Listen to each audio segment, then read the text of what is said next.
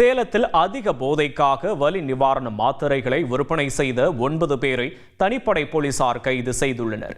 சேலத்தில் கல்லூரி மாணவர்கள் வலி நிவாரணத்திற்கு பயன்படுத்தப்படும் மாத்திரையை தண்ணீரில் கரைத்து ஊசி மூலம் உடலில் செலுத்தி போதைக்காக பயன்படுத்துவதாக போலீசாருக்கு தகவல் கிடைத்தது. இதையடுத்து தீவிர கண்காணிப்பில் ஈடுபட்ட போலீசார் திருவாக்கவுண்டனூரைச் சேர்ந்த அலெக்ஸ் என்கின்ற வெங்கடேஷ் என்பவரை கைது செய்தனர்.